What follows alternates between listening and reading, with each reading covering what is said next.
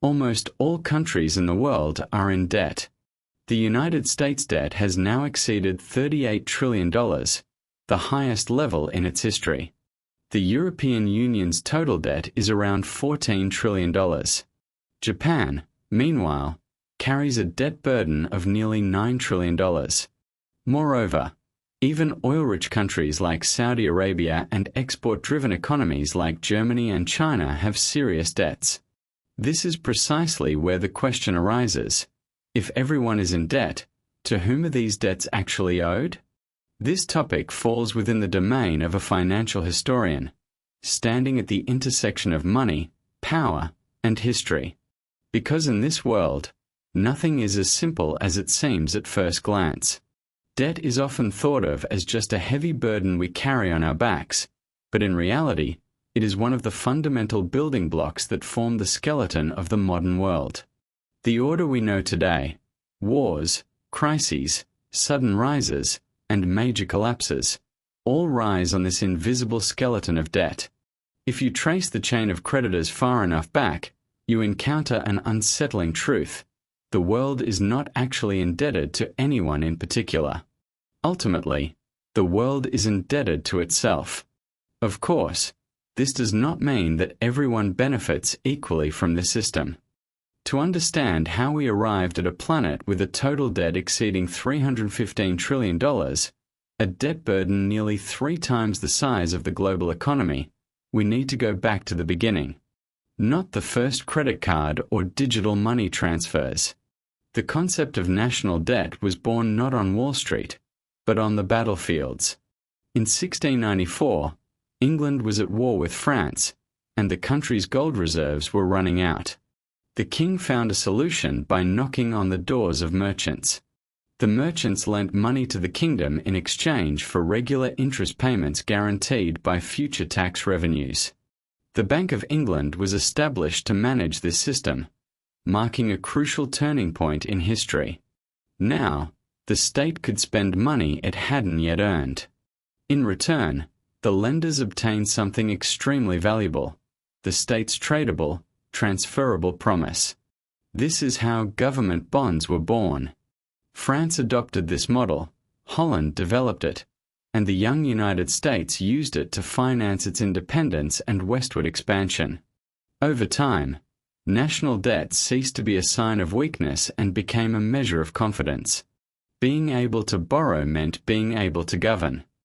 Once upon a time, empires would gather armies, march to distant lands, and chase gold and silver to become rich. Today, the picture is completely different. There is no longer any need to conquer land.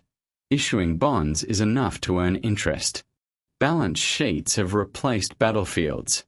Charts have replaced swords, and interest rates have replaced cannons. Fast forward 300 years, and we see that debt has become the world's most important export product. The United States is $38 trillion in debt. Japan's debt exceeds $9 trillion. Global debt increases by approximately $1 trillion every 100 days. Looking at the map, there is not a single country without debt. Banks are constantly lending money. Citizens are simultaneously both debtors and creditors through taxes, savings, and pension funds. It is precisely at this point that one stops and asks, so who is holding the other end of the rope? It makes sense to start with the United States, because the US debt is not just a national issue, but a global one. Roughly half of the total $38 trillion debt is public debt, and this debt is owed not to the government's own institutions, but directly to investors. About 2/3 of these investors come from within the American system: banks, pension funds, investment funds, insurance companies, and even the Federal Reserve itself. The remaining third, or about $9 trillion, is held by foreigners. The largest creditor is Japan, followed by China. Next come countries such as the United Kingdom, Luxembourg, and Belgium. So when people say the US owes China, it's not entirely wrong, but it's only a very small part of the picture. In reality, The biggest creditor the US owes is the US itself. The system is simple but also quite peculiar. The Treasury issues bonds. Banks and funds buy these bonds. The Federal Reserve often buys these bonds back from the market, creating new dollars in the process. Americans pay taxes to cover the interest on these bonds. Those taxes circulate back into American pension funds and investment accounts.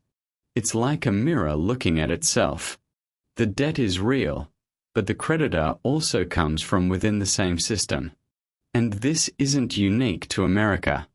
This cycle operates on a global scale. Japan lends money to the US through Treasury bonds.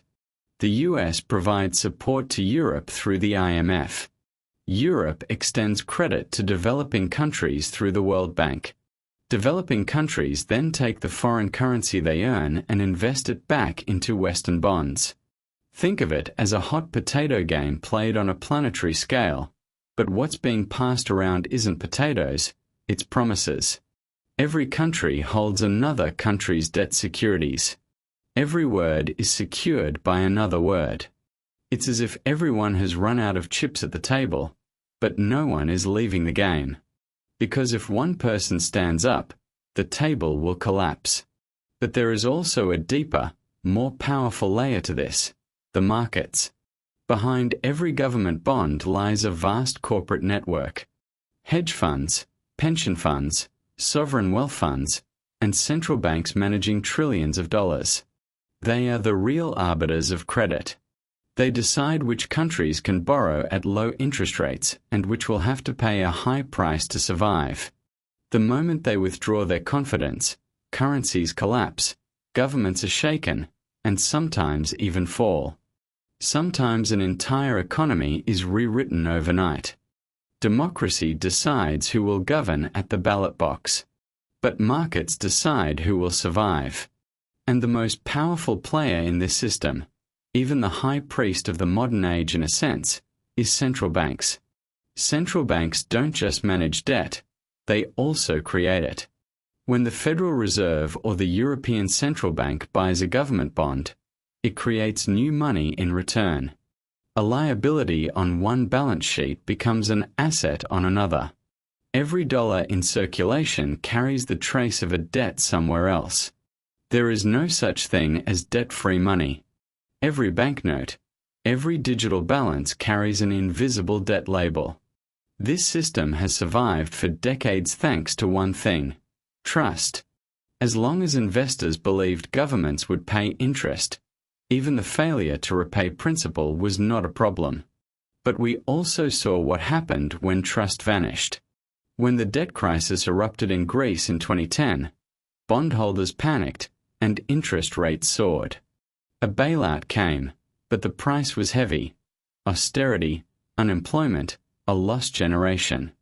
In Argentina, debt turned into a national trauma with repeated defaults. In Sri Lanka, when foreign exchange reserves ran out, fuel became unavailable and the political order collapsed. So the system is invisible while it works, but when it starts to crack, everyone feels the cost. When the system collapses, creditors suddenly become visible. The IMF, credit rating agencies, and the big bondholders behind the scenes, whose names we rarely hear in normal times, suddenly take center stage. These are faceless but very real actors who strangle countries. The interesting thing is that even after a major collapse, the story doesn't end. The same logic continues where it left off. Old debts are not erased, just renamed. New loans are opened, old debts are restructured, and the system starts working again with the same machine, just a different label.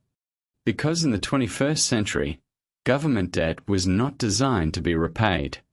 It was designed to be rolled over. If this sounds like a conspiracy theory, it isn't. It is a clearly implemented policy. When you or I take out a loan from a bank, everyone expects the principal to be repaid. Otherwise, there is a problem. But governments don't work that way. They view debt as a subscription that expires. The old bond matures, a new one is issued. The old one closes, the new one opens. In economics, this is called refinancing.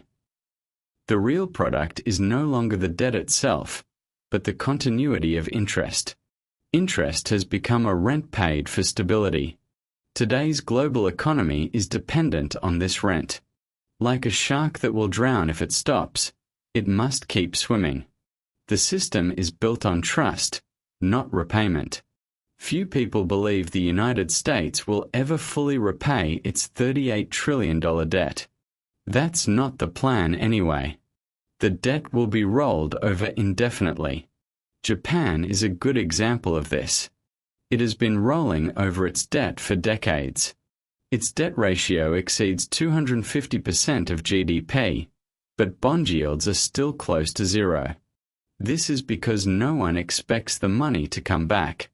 They expect the arrangement to continue.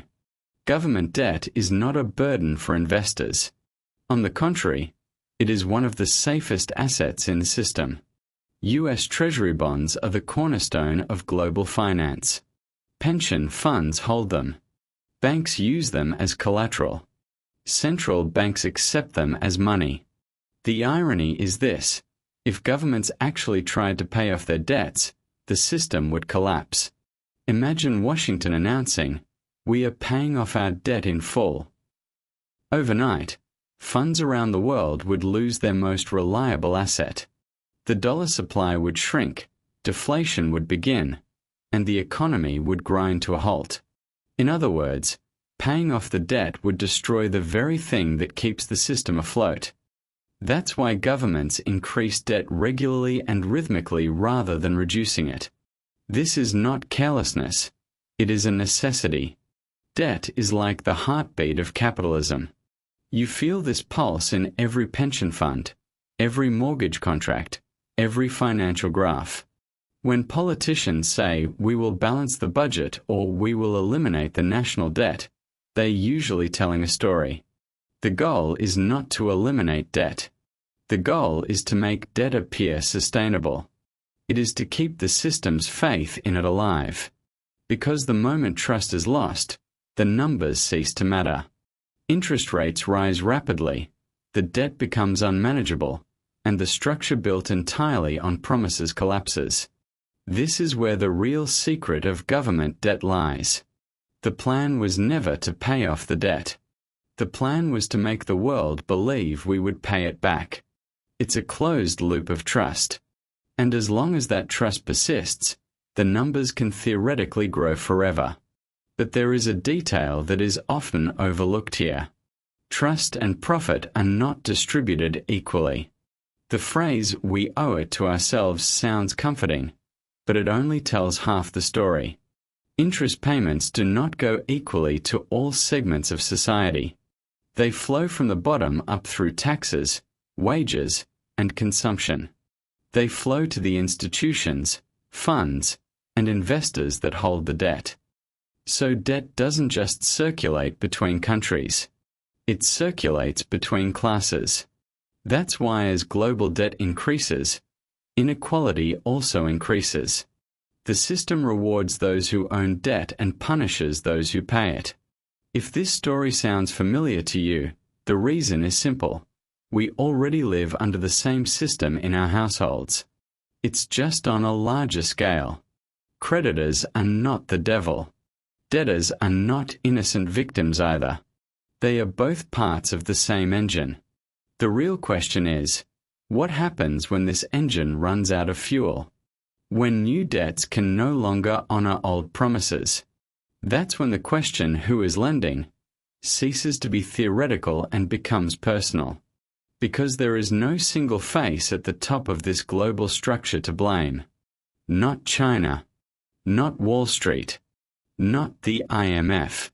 It is all of them and us. Modern finance has turned debt into money.